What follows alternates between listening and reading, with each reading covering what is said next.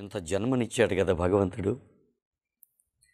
జన్మని ఇవ్వటమే కాకుండా దీనికి సంబంధించినటువంటి సమస్త విషయాలన్నీ కూడాను మనకు ఈ ప్రకృతిలో సిద్ధంగా ఉంచిపెట్టాడు కదా. మరి మనము ప్రతి క్షణం ఆయన ఇచ్చినటువంటి ఆక్సిజన్నే కదా పిలుస్తున్నాం మనం.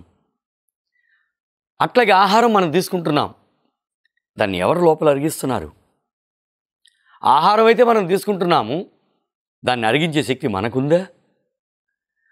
గాలి అయితే ప్రపంచంలో ఉంది, ముక్కు నా దగ్గరకు ఉంది, కానీ మన లోపలికి అది ఎట్లా వెళుతోంది? ప్రాణవాయువుగా అది ఎట్లా పోతోంది?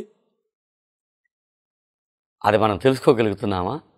కనుక ఇది మనకు అర్థమైతే నిరంతరం ప్రపంచానికి కాదు మనం కృతజ్ఞతగా ఉండేది, సంసారానికి కాదు మనం కృతజ్ఞతగా ఉండేది, నాకు ఇంత ఇచ్చినటువంటి పరమేశ్వరుడికి, ఆ భగవంతుడికి, ఆ సర్వేశ్వరుడికి నేను నిరంతరం అంజలి ఘటిస్తూ కృతజ్ఞతాభావంతో ఉండాలి. ఇదే భక్తి.